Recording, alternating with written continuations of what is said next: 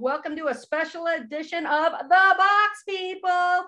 We are here with Save MacGyver. So we are filming this actually during the MacGyver Con, which Michelle has told me is going very, very well. So if everyone wants to take a chance to introduce yourself, but real quick, we want to say that Lulu's back with us and we are digging her new hair. You look great, Lulu. All right, you guys, starting with Michelle, why don't you guys go ahead and introduce yourselves and explain to also your Twitter handle. All right, perfect. Hi, I'm Michelle. I'm from New York. Twitter handle is at hellish_rose. I'm Jenn Bauer. I'm in Chicago, Illinois, and I'm at Rights Mom. I'm Samantha Hart. I'm in Northern California, and I'm at Sam Renee Hart on Twitter and Instagram. I'm Sammy. I'm from New Hampshire, and I'm Sammykins on Twitter. I'm Jamie, and I am Mina Rose 89 on Twitter and Instagram, and I'm from Arizona. Okay, that's everyone? Yeah, that's everyone. We got everyone. Wait a minute, hold on one second. Hold on. Michelle, what part of New York are you from? Oh, do you hear the accent? No. I'm Long Island. Oh, you got it. Long Island. Hold on. This is how good I am with accents. You are northeastern Long Island. Wow. Wow, that's pretty good. I am on the North Shore of Long Island. But area. Very good. Which area? Scarier, right?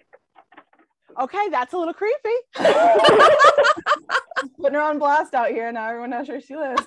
How long have you been stalking her, Tina? Yeah. She pretends like she just came up with it. Meanwhile, she has a list of notes that she's already come up with. Yeah. Yes, at Rights Mom, I'm currently under your couch.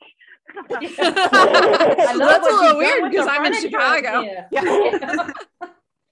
She's everywhere. Time travel. So first of all, us at the Box People would like to give you girls a round of applause for all your hard work, the amazing things you've accomplished. So ladies. Thank you. Thank you so much. Thank you. But I do want to point out it's not just us, like it is everyone in the fandom. Like we've been vocal about certain things, but we are not the only ones that are out there doing all this work. And we're not even the only ones who did stuff with the con and the big stuff that's been going on. Yeah. So there's so many people who we had a small group of people that are definitely helping us with a lot of the admin stuff and keeping track of things and engaging with the fans and all that kind of stuff. So it's definitely a team effort between hundreds of people. Feel free to elaborate or shout anybody out. Well, and especially, like a lot of the press stuff too, and sending out for press and tweeting at people and trying to get, people to notice what we are doing. Yeah, because we may be like handling the back end of like some of the bigger things, but that means we have less time to be out there like emailing, and like I'm hardly ever actually tweeting. Like it's just so hard to keep up with stuff. And that's what's great about this fandom is there's so many of us that everybody can be doing something at any given time. So like if I don't have time to tweet or email, I know that 50, 100, 200 people are out there doing it. So I don't, I can focus on something else, and collectively that's what makes things happen, You guys are a powerful fandom. You are loud, proud. We try. And you guys we feel like we've MacGyvered it, Yeah. You did MacGyver. Oh, come on. I love it. She worked it in. I gotta use the puns, man. I gotta.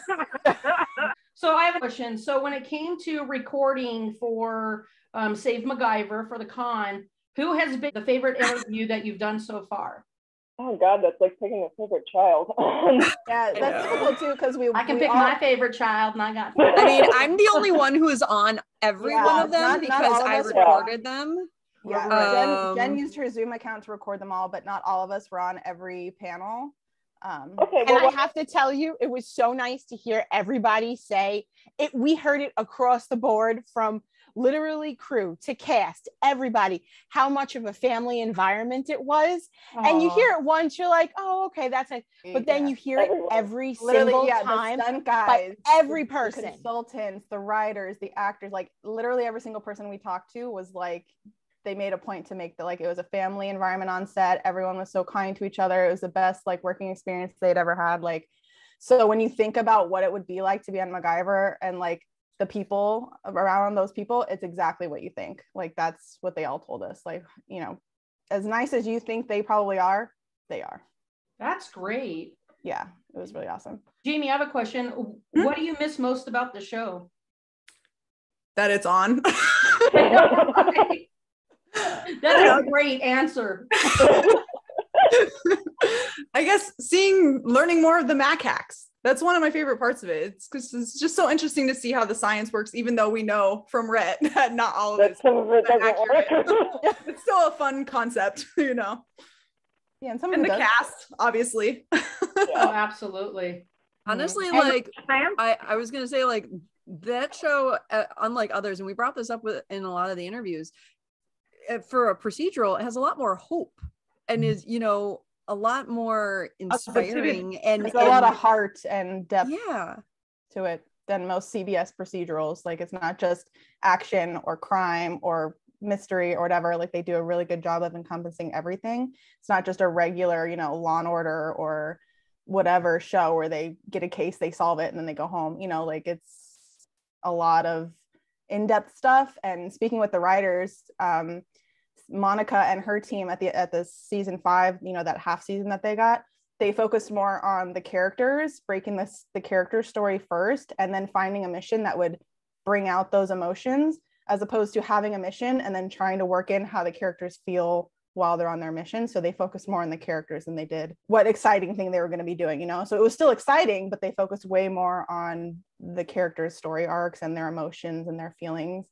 than the action. And I feel like, I don't know if you guys go back and watch it now that you know that, you can tell, but I felt like I could tell just from the difference in, you know, seasons 1 through 4, that it was a lot more heartfelt, a lot more deeper storylines, and, you know, more like one-on-one conversations between the characters and stuff. So, and I remember Tristan telling us a story of there was one episode written one way, and she says there's no way that this is really the true emotion that a person would be feeling, and, you know, she really advocated for, you know, a change really in how the script was and how the actors represented their emotions to make it more realistic. Right. Yeah, because they deal with a lot of heavy subjects on there. You know, there's death in different ways. There's a lot of, especially in season 5, there's a lot of Black Lives Matter, COVID, all these kind of like real things that people are going through. And in that specific instance, she wanted to make sure that it was represented properly, because this is something that people deal with.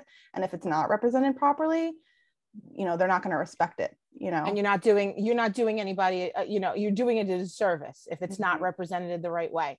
People can feel that it's disingenuous. Yeah, so they all really took a lot of care into making sure that the show was as good as it could be and represented the best for the fans. They all really thought about the people that would be watching it on the other end, you know. Well, you know, I think that's a big thing. You know, I'm a writer, and I think it's very important when you're writing that you're bringing things to the forefront that people have actually dealt with, or that are going through. And so it's really important. You know, one of the things we like, you know, Lulu, Tina, and myself, that we enjoyed most about the show was the humor involved with it. That is something that I personally miss about the show, especially Bozer. He was absolutely my favorite because of his humor, and it was just little quips. Like, you really had to pay attention sometimes to hear what he was saying, like in the background. So something we all say to each other, you know, once in a while was, I don't know how to unpack that. Yeah. So when he was talking to Russ and said that, it's one of my favorite things, and I laughed so hard. Mac, and who was Mac with when they lost track of time or something, and he basically comes forward, Bozer, and he's basically asking if they were lost in a spaceship. And it's one of my favorite things because it was so serious. And then he comes up, and the way he's looking at them, it's one of the things I missed the most was his humor on the show. So the show had personality. Like you know, you always say the show had a personality, and it was not a personality that like anything else you would see on TV right now. If you think about really the primetime shows that are on, it's just different. Yeah, and they really had lightning in a bottle with their cast. I mean, and crew too, I imagine, and writers, but like their cast was just the perfect combination of people, you know, even when they added new people in seasons 3 and 4 and all that kind of stuff, like just the people that they got to portray these characters were just amazing. And it's just like you don't always get that. You don't always get an entire cast they're all funny, they're all, you know, talented, they're all kind and respectful and hardworking, like, and they work so well together and they bring out the best in each other so that you get their best performances. Like, it's just unreal. You don't get that with a lot of TV shows. So yeah, I was gonna say that, Sam, because I mean they had so many cast changes over 5 seasons too, but it never really mattered because whoever came in next fit in really well with the people that were already there. Yeah. And can we just also bring up, like, how many shows have inspired like so much change as well? Like, we brought this up. So much of the cast and crew didn't realize, and I think a lot of fans didn't realize until after the show was canceled, the impact that MacGyver and his characters had on people, like the real impact of women going into STEM, women becoming coders, a woman telling us that she went in to become a paramedic because of characters like Riley and actresses like Tristan Mays. You know, she's a Black woman that is a coder. And then we got, you know, in season 5, we got Parker, who is a Black transgender woman that, you know, is an electrical engineer that holds multiple master's degrees. And there is something incredibly special, as myself being a woman in STEM, having those role models to look up to. Right. I forget who said it, but one of the people we interviewed it's the whole thing about, if you can see it, you can be it. So it doesn't matter. Like, we all know that representation matters, you know, especially with certain things like, you know, trans people or, you know, people of color or women, and getting to see them do things that society tells them they shouldn't or can't do. But representation matters no matter what it is. Like, no matter what you're going through in your life, whatever hardship you have, whatever, it could be the smallest thing. But if you feel like you're alone and you see something and it represents exactly what you're going through and you feel like you're not alone, even if it's one person, it's made a difference. And MacGyver did that with so many different things, like me with my relationship with my father, people, you know, seeing Jazz was a woman who helped us with the post edits and stuff for the con. She's I believe a woman of short stature like Meredith Eaton, and she became an actress because she saw Meredith Eaton. She has a YouTube channel. She's working on a project right now. She's on a podcast. Like, she has a podcast. Yeah, awesome. Like, amazing. And Meredith was her role model. She came in season 1 and just came in literally a boss, just like nailed it, and showing people that, like, no matter who you are, where you come from, what you do, you can do whatever you want to do, and you shouldn't let anybody stop you. That's amazing. You know what I mean? They did such a good job of representing all different types of storylines. Even Jenn said that the cancer storyline was one of the few that made her not feel I'm a cancer survivor. I survived ovarian cancer 11 years ago now. So, and you know, it was at a time when there was a lot of watch, but it is. It's very hard to watch. And like there were a lot of medical shows on, you know, that dealt with it. And I couldn't watch those because they breeze over it, or they talk about it too medically, or they're just crass with it, or whatever it may be. But you know, MacGyver was one of the few that Jenn said that she could watch without like having to look away or turn it off or think negatively about her time or make her worry about it. You know, and it comes back to that idea of really doing every story the writers and doing their characters justice, and not just glazing over things and being disingenuous. The writers took so much care. I mean, obviously we only spoke to the season 5 writers, you know, and there were 4 seasons before that, but you could just tell that the writers, they took so much care in the stories that they told and making sure that they didn't just brush over really big topics, you know.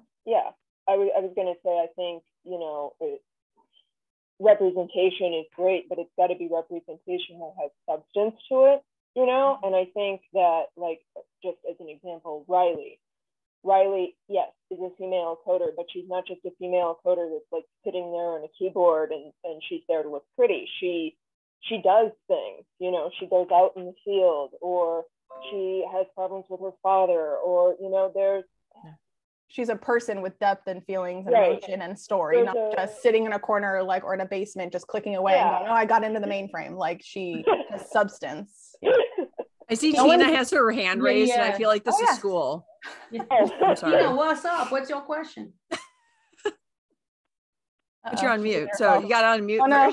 Wait, how do I take my hand out? Okay. So, before we go further, I wanted to ask you guys if you could tell people that don't know what they can do to help, because you guys have so many operations set up, and Jenn, I feel like you should take that. Yeah.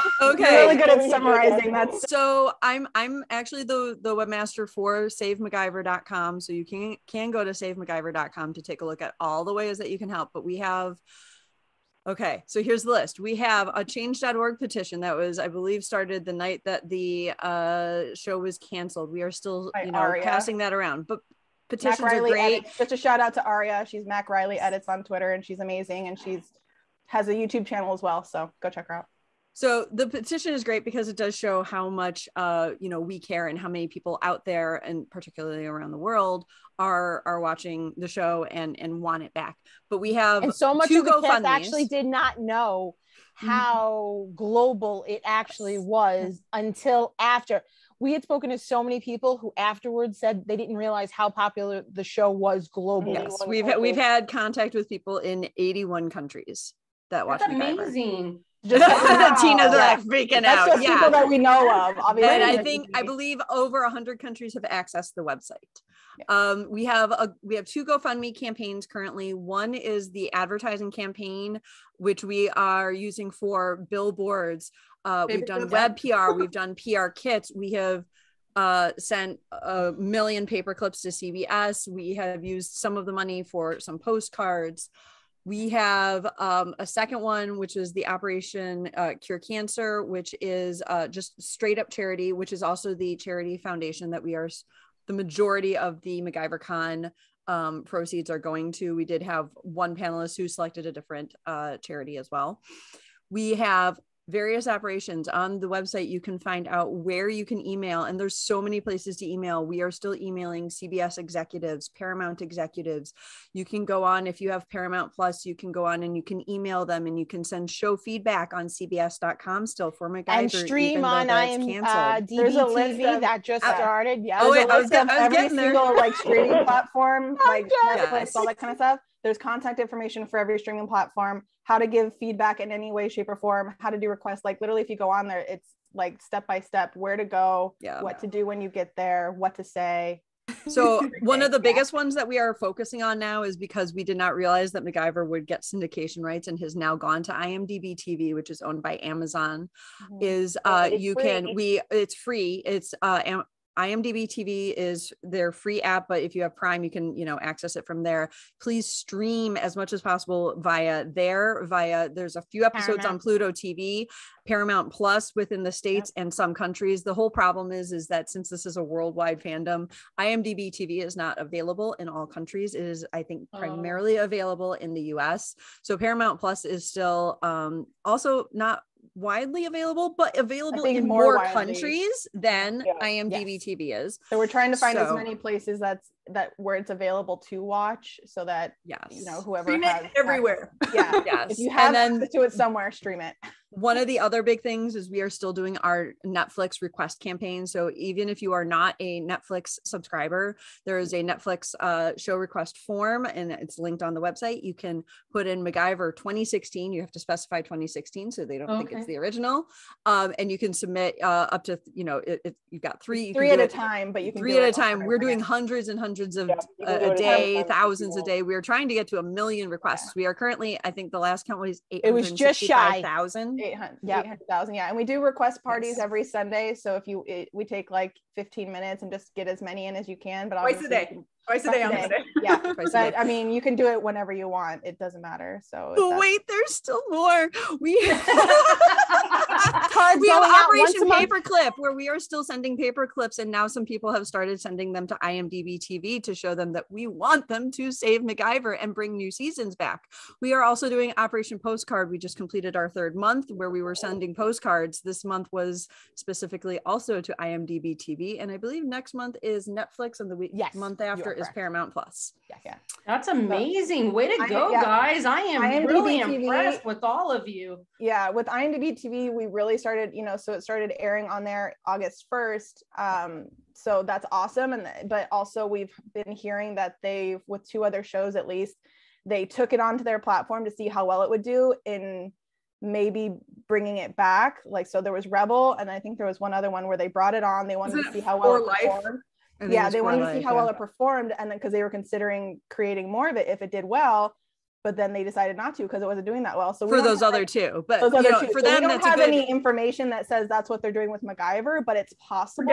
So we want to get ahead of the game and really show them, hey, look, this show has a huge fan base and it will be here to make you money if you decide to pick it up. So number we're not one on IMDb. Really focusing. It's been trending on IMDb. It's been trending on Paramount. You look and it literally, as it comes up on the screen, like what's trending. Yep. Yeah, top 3, top 5, wherever it is, it's stayed at the like top watch shows since it got canceled. That's amazing. One of the biggest things you can do is streaming it, is giving them those numbers, showing them that is a viable, because for them, they are coming in late to the streaming game. They need an IP that is going to bring them viewers and in other countries, because they are going to want to expand, and having an international fan base like MacGyver does in 81 countries is absolutely massive. And there are people that have made it very clear that if they don't have the streaming platform that MacGyver ends up being picked up on, they'll pay for it. Yeah. I literally got Paramount Plus. The only reason why was to stream MacGyver. Yeah, like if it ends up on Netflix, if it ends up on Prime or whatever, there are people who, if they don't currently pay for it, they will for MacGyver, which is just over here laughing at Tina. She's like, so there's really no downside to whoever picks it up for new seasons. Like, it's a guaranteed moneymaker. And, it's just, that's what we're trying to show people, that the fan base is not only here and existing, but it's very excited, really willing, ready to watch to go the extra mile. You don't have to build up a fan base. It's not a new show where you don't know if it'll make you money or if it'll be worth it. It's guaranteed. And it's the show in 81 countries that is popular. If you saw, Lucas Till was recently in Germany, and he's going to France next for his most recent movie, Son of the South, is premiering in Europe. And there were fans like going crazy, to get autographs.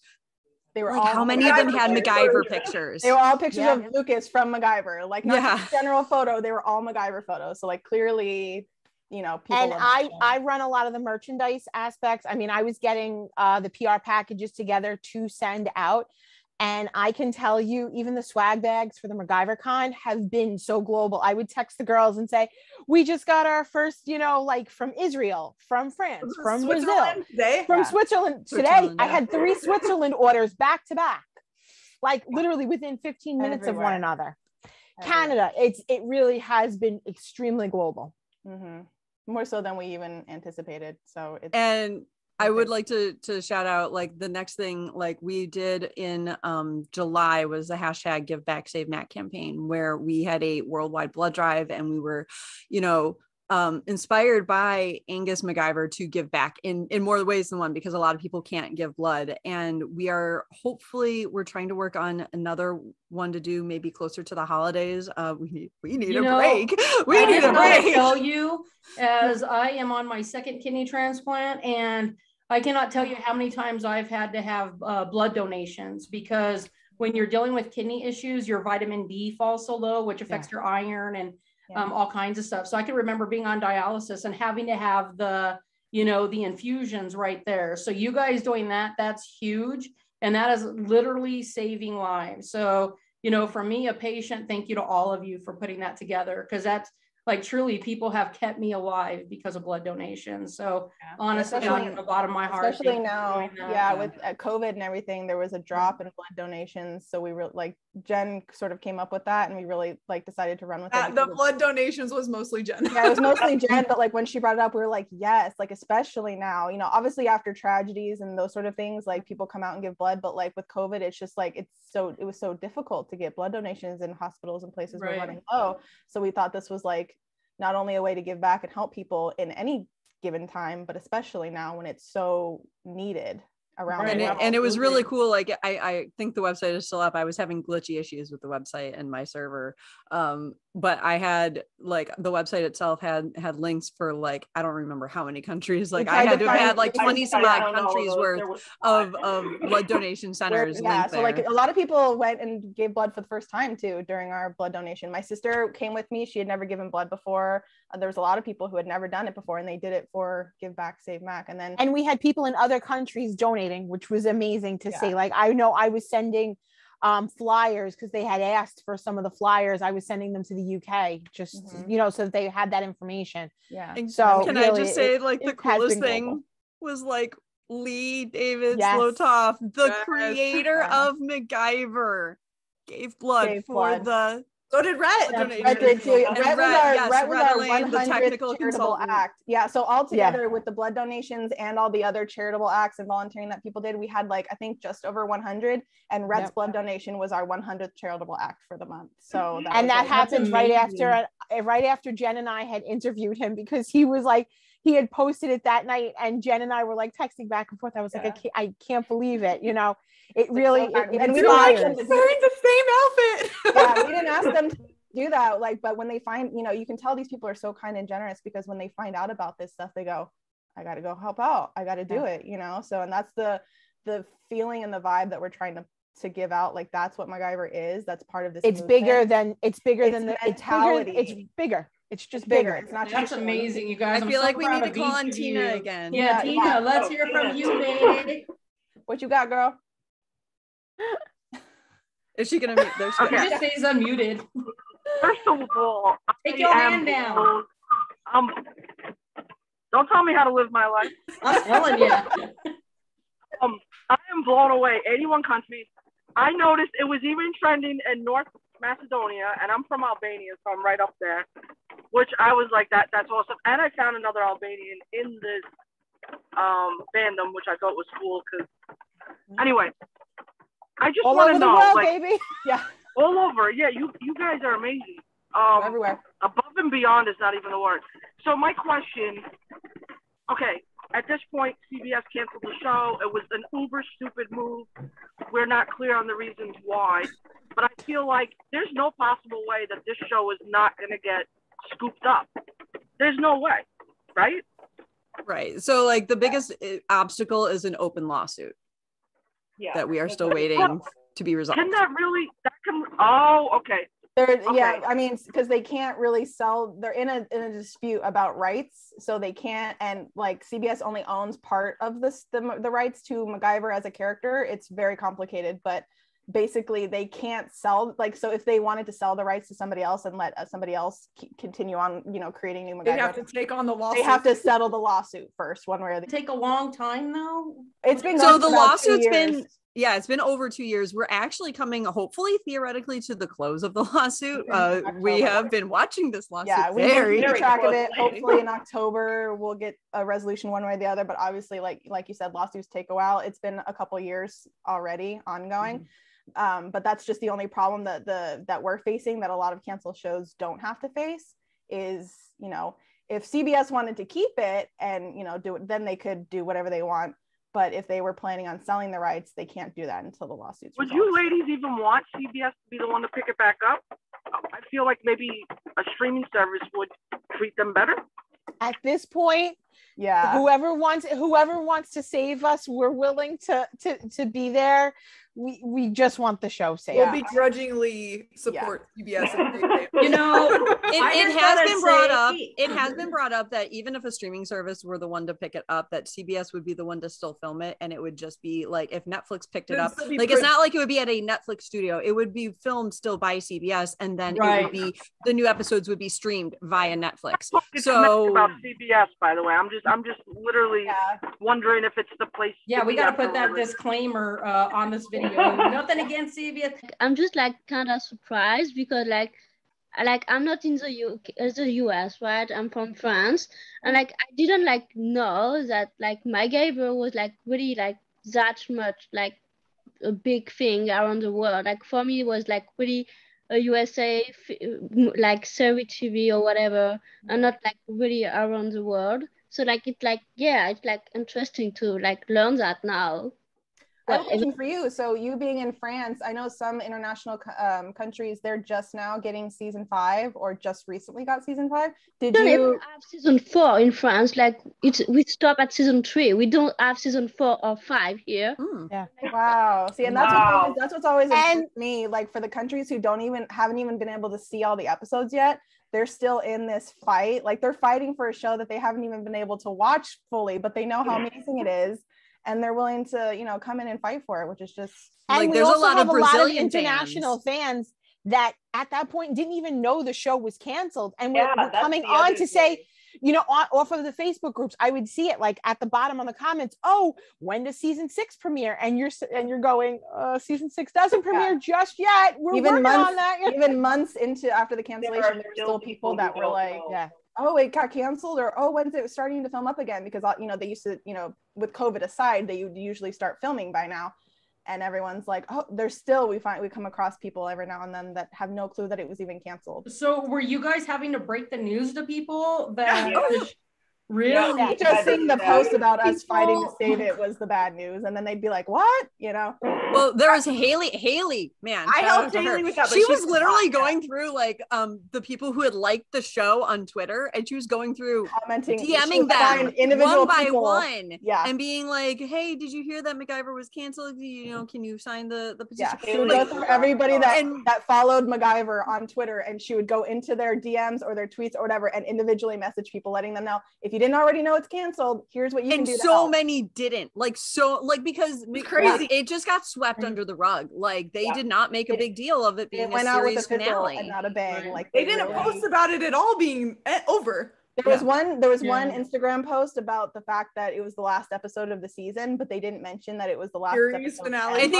I think in one of them they had series finale in this really tiny text, like at the bottom, where like Probably a amid hashtag. other Yeah, I was just gonna words say, that it's probably a easily, hashtag. like missed. Yeah, Yeah. so that was The a big other thing, was a lot of the other aggravating shows thing. that were being canceled on CBS. They made a big thing of like, series Uh-huh. finale, show them some love, they're going out in Right. style, all this stuff. And then MacGyver was like, all right, check out MacGyver tonight, CBS, 8:00. And a lot of these Yeah. shows knew well before they wrapped. They knew months before Yeah. that this was going to be their Well- their series finale. This was going to be their last season. We didn't have that.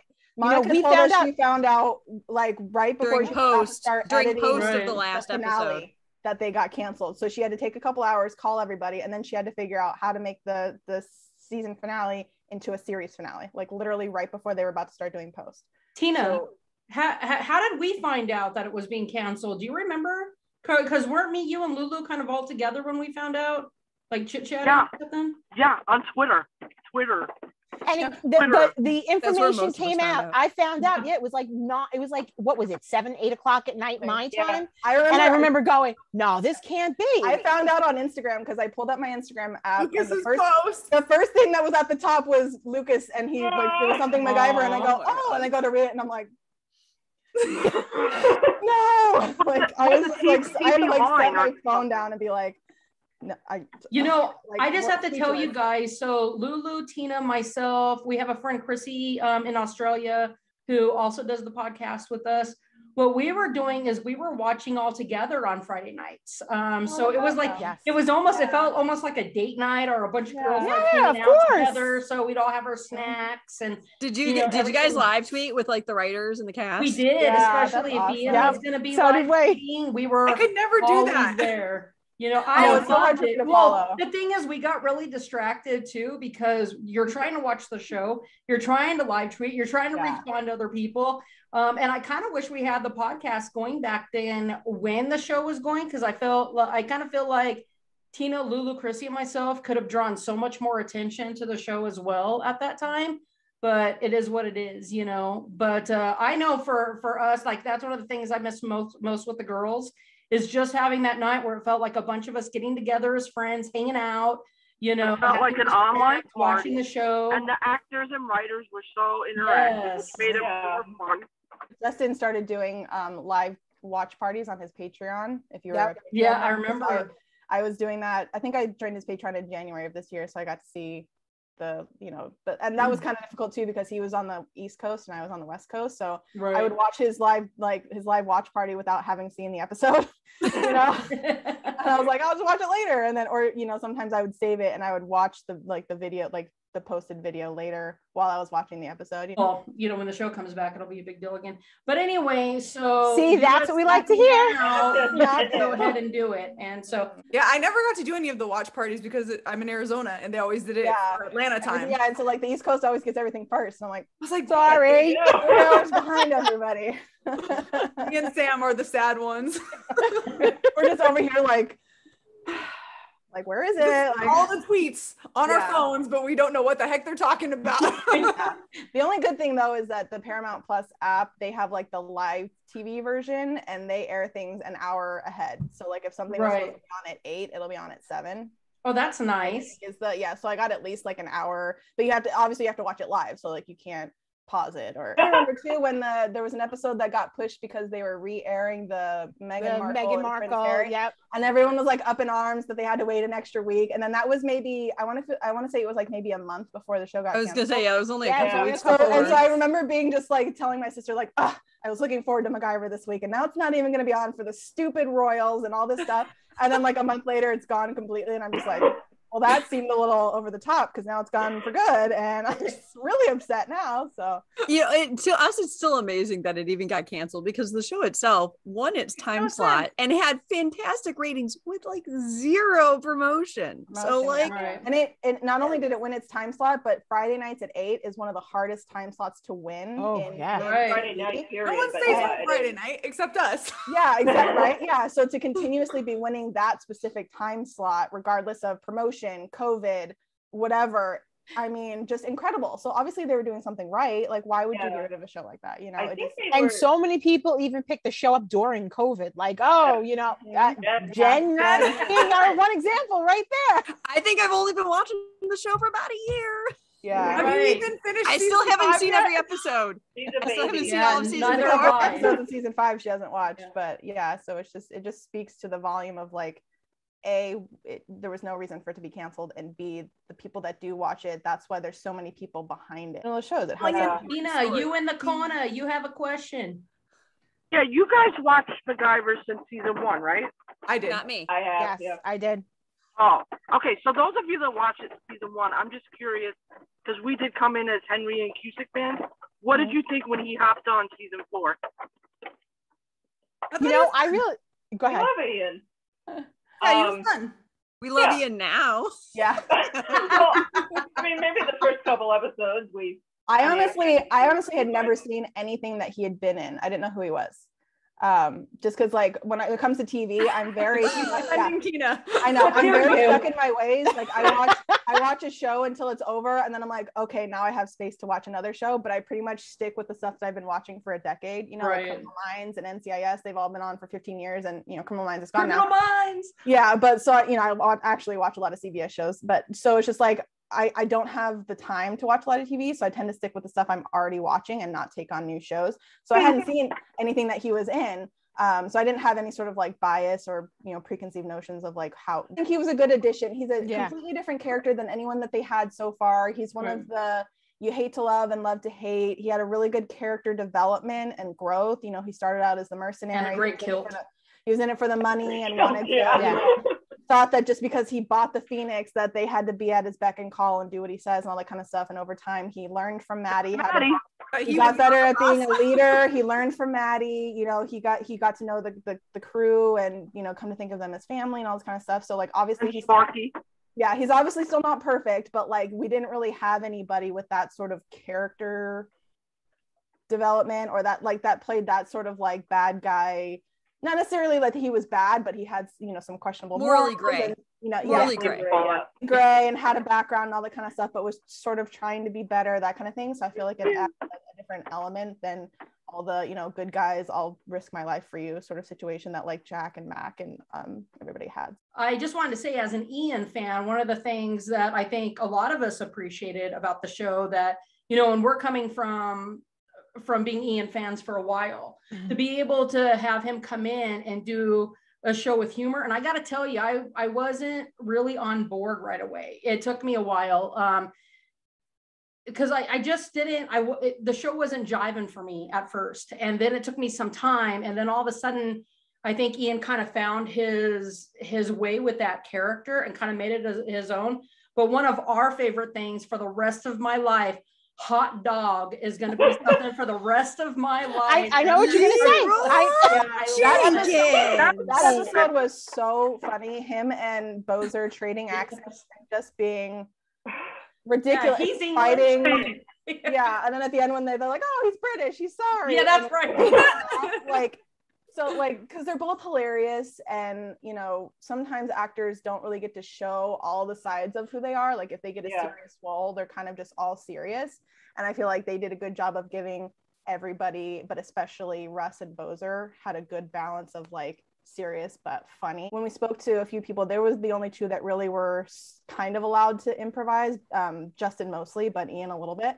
So we really got a lot of the, you know, the improvised. Well, yeah, and I think Ian also, he mentioned that he had never really played a role that had, I was gonna say, like, more of that comedic aspect. He mentioned that big character, that like over the top sort of thing. He really got to, I mean, in the very first episode that he was in, it was the second episode that they filmed, I think, but the first episode, they filmed out of order, the Red Cell episode with the Leroy Jenkins moment, like that was his first like big, or no, introduction to episode, but it was the first one they filmed, and so he had that Leroy Jenkins episode, and so it was like, I feel like that's when a lot of people kind of came on board with him, because obviously the first one was just him being very like, I'm in charge and I own you guys and I pay you, blah, whatever, you know, and hiding things. And then the next episode was like, you know, he's faulty. That was when I got on board with him.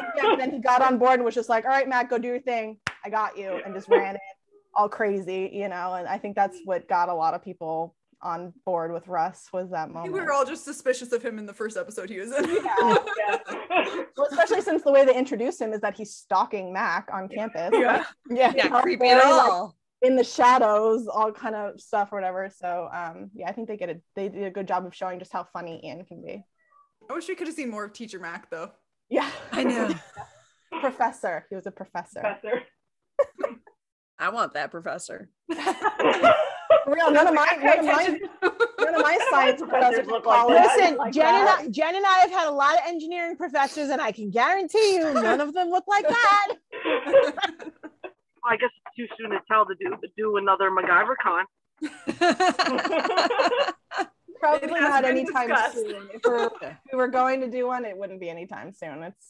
We had a lot back to back doing the Give Back Save Mac, the MacGyver takeover of the official MacGyver accounts, and the con. Yeah. No, I'm being con, I gotta tell you, the con became this bigger. It took on an entity of its own. We thought we were gonna get like 3 panels. Yeah, we had no. It'll be this nice easy thing. It was. Yeah. Oh, well done. Yeah. So, but it was, like I said before and earlier today, it was the best labor of love.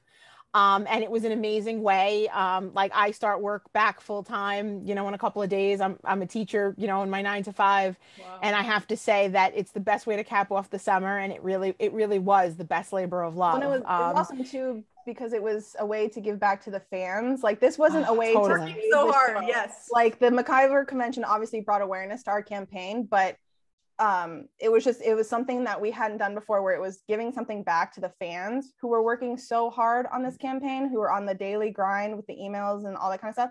It was something special to give them, while also giving to charity. So it was just all encompassing. It was something that they can enjoy, a reward, you know, new content from the people who were on the show, because, you know, obviously there's no new episodes. So it was just like the first thing that we really got to be able to give something back to, you know, the hundreds, thousands of fans who are working so hard and are still in this fight 5 months later, you know, and it's hard to keep up with something for that long. And so I thought it was really cool that we could give this to them and sort of keep the hope alive and keep their spirits up, and hopefully. And guys, like seriously, like first of all, like the convention itself, like how often do you hear from things like the technical consultants and the writers and stuff? Like I've been to many conventions, you don't get to see those people, you know, and then the raffles that were so generously donated are so cool. Have you guys seen the raffle prizes? Have you? Tina has. Tina's like, yeah, I have. Yeah, we have, you know, swag and scripts and autographs and all this kind of stuff from people from the show, and hats. Just, you know, so kind. And Lee even put together like a special bundle of his own and is going to personalize that. So it's just like, you know, everyone was so gracious to donate their time to charity, but also just to, you know, they really wanted to be there for the fans. They're gracious and precious. Yeah. All the time you put in volunteer work. Yeah. I think this took us at least 2 months, yeah? Or is it only been 1 month? Because we started it when we started stuff for Give Back Save Mac too, so it was probably more than 2 months. We're like, oh, we should do it on. Yeah. Well, our first Zoom meeting all together the three of us was Memorial Day. So Yeah. it's almost 3 months. Yeah. Oh my God. Yeah. That's when we first were very like getting into the start of, because we started emailing people and we started doing like a lot of the main planning at the beginning of June. So the 31st of May was sort of our like initial meeting, figuring what out we need to do and what's first and all that kind of stuff. So you should be a politician.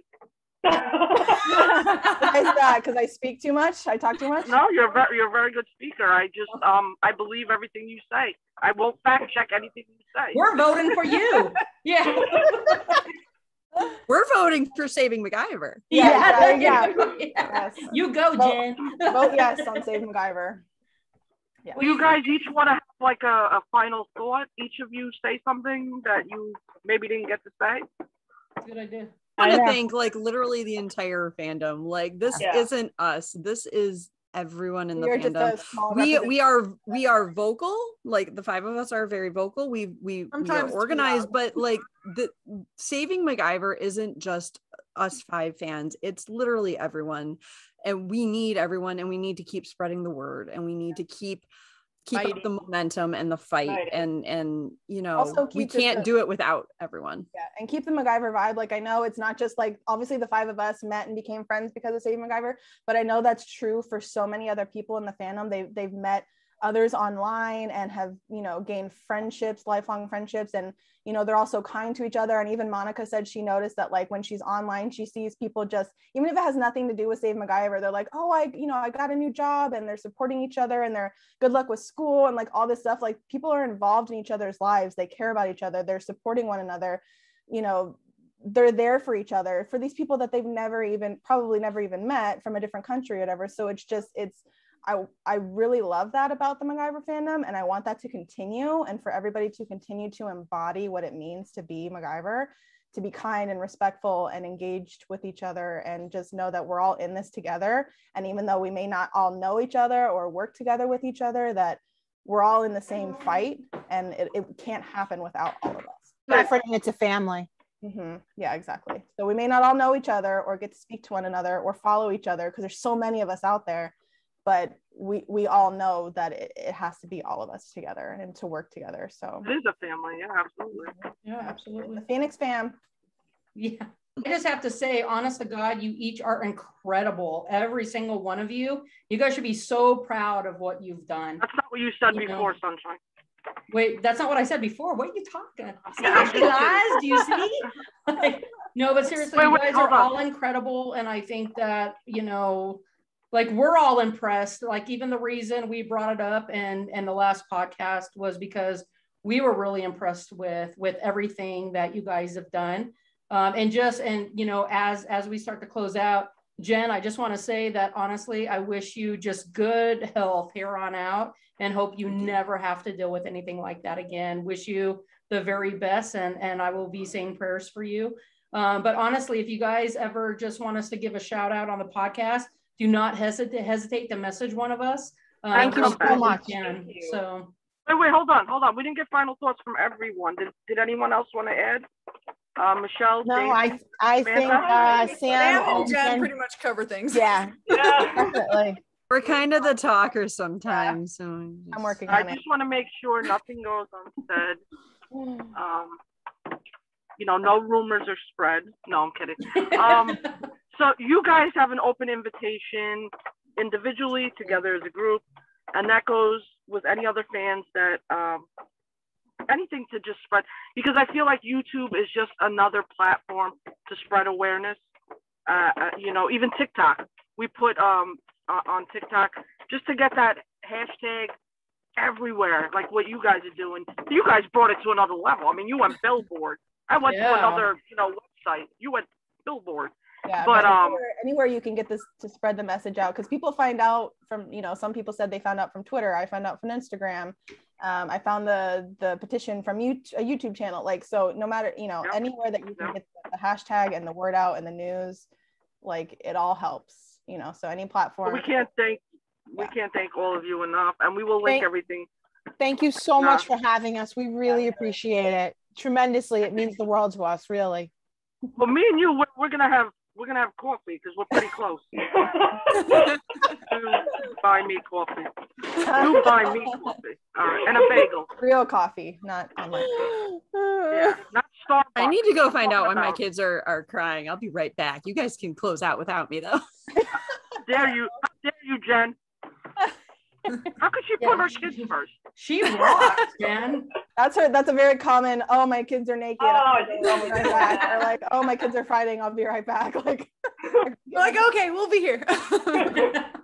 I've been through all that. I get it. Jen, I'm really concerned about your priorities, Jen. I mean, why you kids coming first, Jen? No, I'm just kidding. Before the podcast. They, you know what? Right, we were at Mom? the zoo. They both, two of the three, got some plush crocodiles because it was an early birthday gift. And my God, they're identical. But oh my lordy, one of them picked up one and was like, "No, it's mine." And like the other one's, "No, it's mine." No, it's screaming, crying, like you can't tell the difference. Same, literally, you can't. That's amazing. Kids, man, they're not easy, man. Children. I want to thank Michelle Lee, aka Hellish Rose from Long Island, Jenn Bauer, a mom who prioritizes, mom on Twitter. Don't mess with a kid. Okay. Jamie Andrews with perfect hair. Yes. Yeah, and makeup. And yeah, well, I don't know makeup. What is your at, Jamie Andrews? It's Mina Rose 89. She's not mean, but it's Mina Rose 89. Definitely. And then Samantha Samard. Is that? Yep. Samantha Samard. What is your at? Sammy Kins. With a Z. Sammy Kins with a Z, but she ain't sleeping, y'all. Okay. And Samantha Hart. You are Sam Renee Hart, aka running for president 2022. Yes. Yeah. I'm voting for you. And then we have Lulu, who's from France, but not really from France. Woo-hoo. She changed her name to Lulu Jenkins. Oh yeah, okay, that okay. I love it. Lulu, you want to say anything? No, like I'm fine. Box people. out. Yeah. Hit us up anytime, ladies. Thank you for being on the show. We love you. Thank you so much. Thank you for everything. Take care, guys. Thank you for being here with us.